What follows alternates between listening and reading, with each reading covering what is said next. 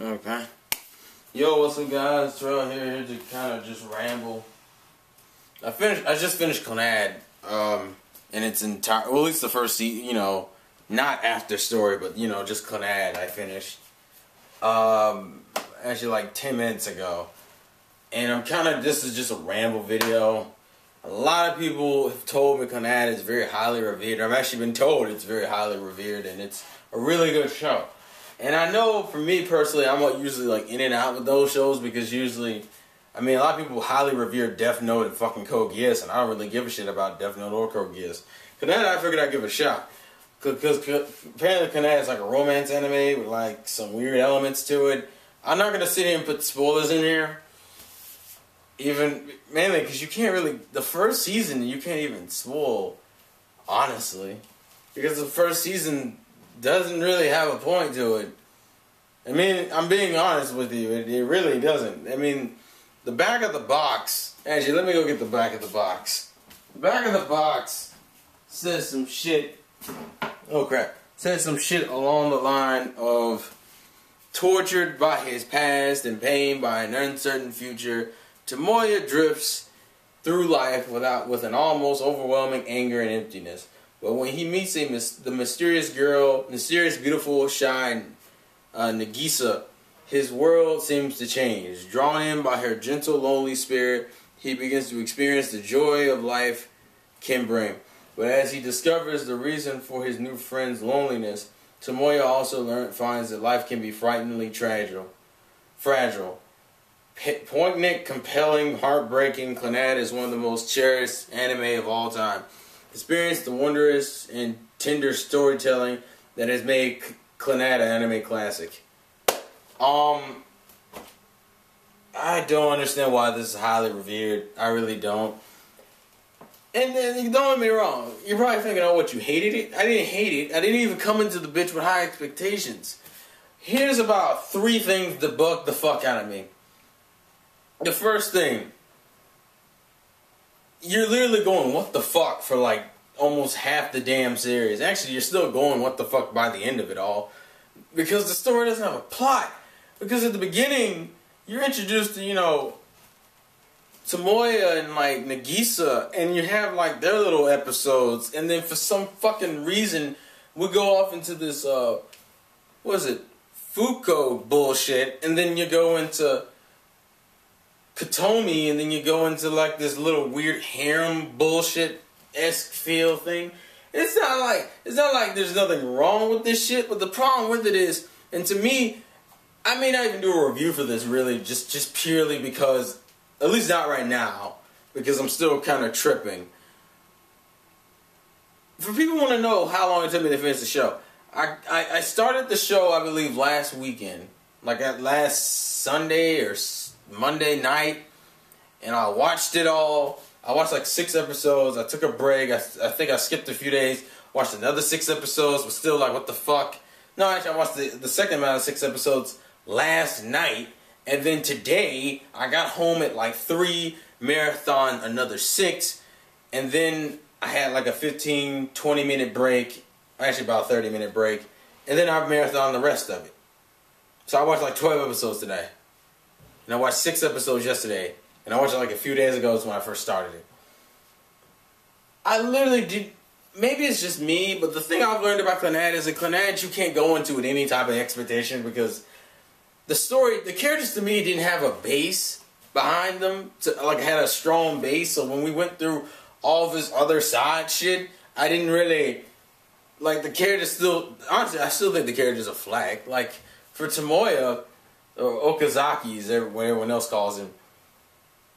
The only 2 things I know about this character as of right now is that he doesn't get along with his father, and he can't play basketball anymore because of his arm.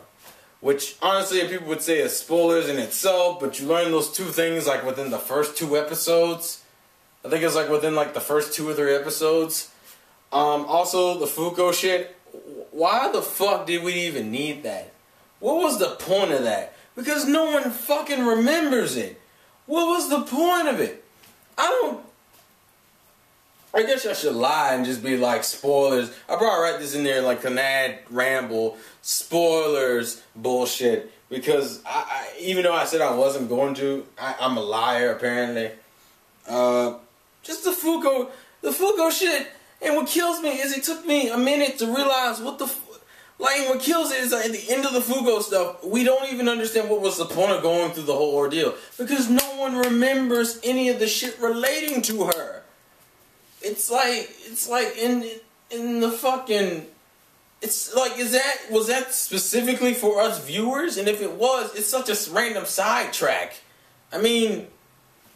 The only thing that keeps carrying over is that for some random ass reason she jumps into episodes like a summon, like someone summoned her, like she's actually a summoning, like she has her own summoning animation, and then she appears, does something stupid, and then just walks off camera for like the rest of the few episodes, and I'm like, what the fuck was the point?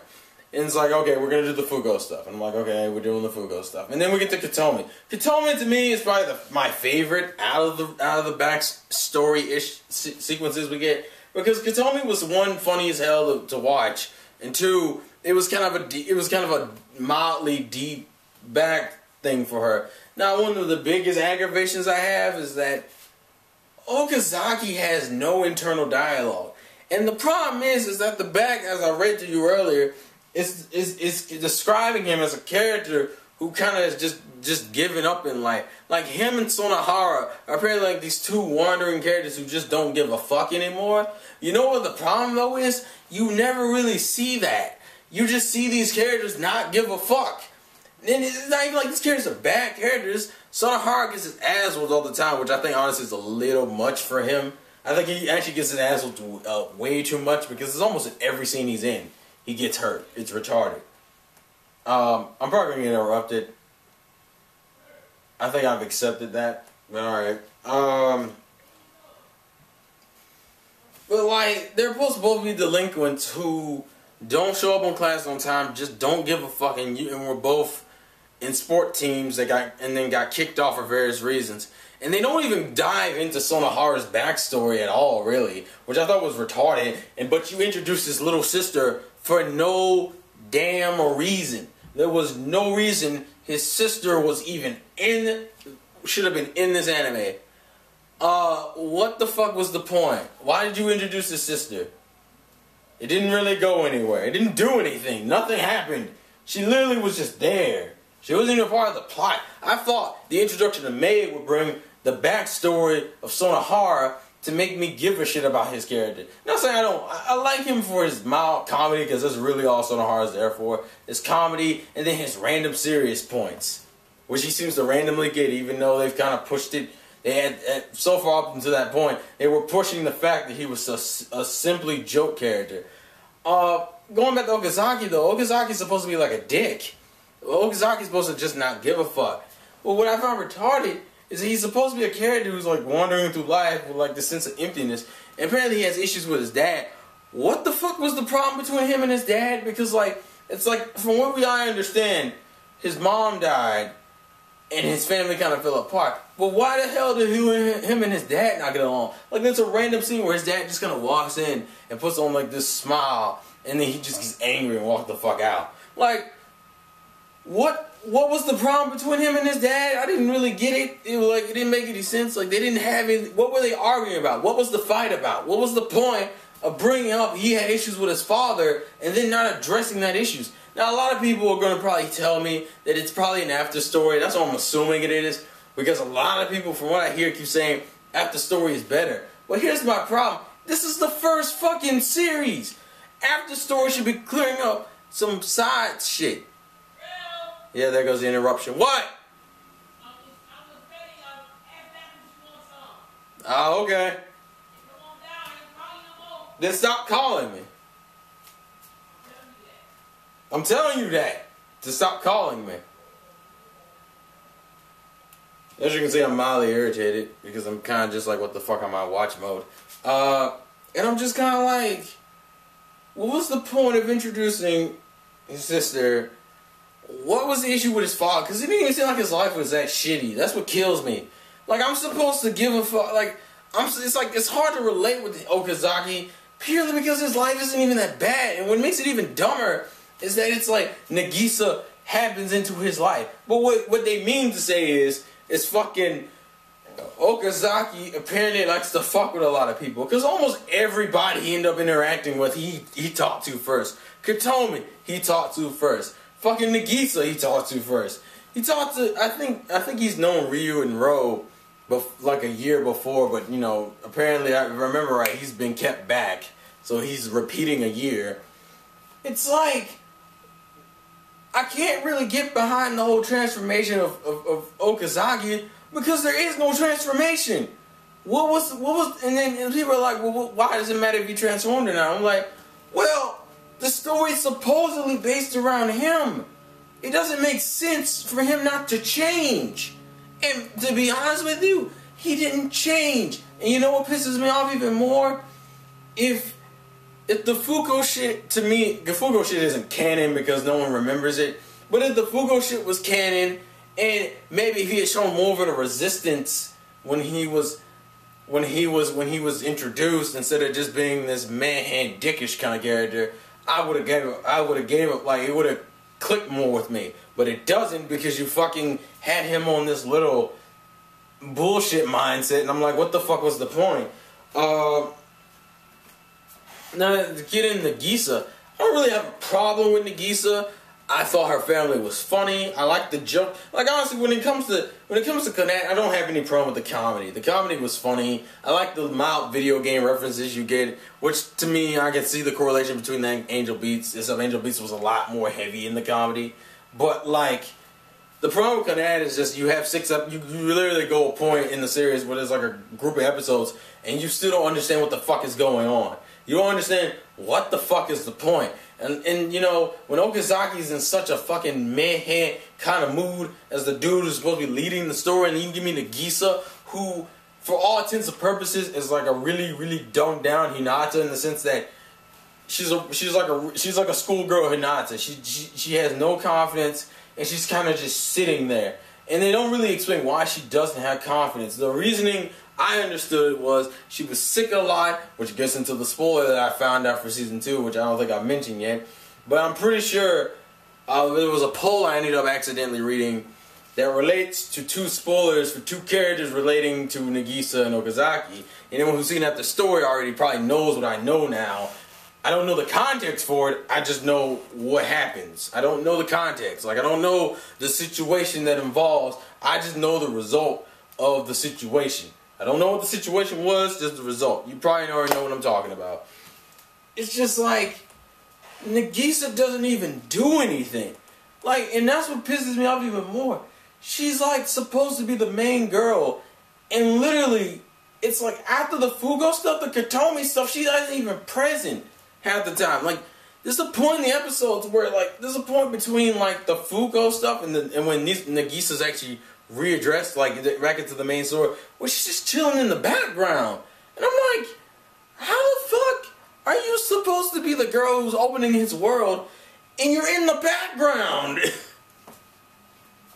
I don't see what's so critically acclaimed. And that's kind of one of the reasons why I don't really care about watching After Story. Because for one, I know the ending, even though honestly I think it's kind of telegraphed purely just because of what we learned about Nagisa in the first few episodes. Like the basketball thing where she was sick, because we found out that she apparently isn't very strong in terms of like physical health. Like she gets sick very easily. It's like the ending, it's like what the spoiler I learned didn't shock me for Nagisa. It shocked me for kinda for Okazaki. And what pissed me off more is that I thought that ending, the spoiler I learned, was for this season. It's for season 2, which makes season 2's like, what am I even watching season 2 for? Because the only thing I could see them possibly addressing is either more Tomoyo, maybe some more Sonohara, maybe Kyo and Ro, even though I don't really see the point, but they could. And then Nagisa, Okazaki shit. And I'm like, whatever. Like, I kind of just want to take a break from the series. Like, period. And it's like some series I'm more hyped to see the second season of. For this, I really want to take a break. I literally put down everything today to finish this series. Partially because I randomly found out the spoiler and I was only 12 episodes in when I found out the spoiler. that bugged the fuck out of me. And 2, I just wanted to see where this was going. The ending was nice. You got some cute, you know, you got the romance. It's like, I don't mind the romance. I don't think it's done as good. Oh yeah, and the fucking harem vibe you get off of like a while around the Katomi stuff, where it's like you find out that fucking Kyo and Ro, actually Ro we knew liked him from the beginning, but Kyo likes him, Tomoyo likes him. It's like Nagisa likes him. They don't even play the romance that heavily, so it's kind of hard. And you think Katomi kind of likes him too. They don't play the romance like heavy, but they play it enough where it's all hinted at. And it's like, am I watching? Also the fact that Sonohara just randomly disappears in certain episodes around the Katomi stuff. Like some of the Katomi stuff when they're just hanging out outside of school or some shit. He just fucking disappears. Actually, he disappears in some of the school scenes. It's like, what the fuck? It's like, well, I didn't want to invite Sonohara. I'm like, well, what's the point of him being in the show? Like, they just kicked him out to give you a huge harem vibe. And I'm like, okay. This ain't really a harem vibe. It's more like love triangles, honestly. But it's not even dramatized, so it's not really hard to give a shit. I don't know. I'm tired. I put down everything. What I need to do now is I gotta fucking record a Skate Dance review and I gotta edit the Rurouni Kenshin review. There's a lot of shit I need to do. Clannad, I'm honestly just not in the mood to watch after story after all of this. It's a fun series. It's cool. I enjoy it. I'm just not really in the mood to after story. I'm not, especially since I know the spoilers for the end of it. I don't really feel like watching it, and I honestly don't think Clannad is really that great in my opinion. I think it's okay. But I'm gonna leave before my parents get pissed off. So I'll catch you guys later. That's the game. No, it's a vlog game from your boy Terrell. Peace.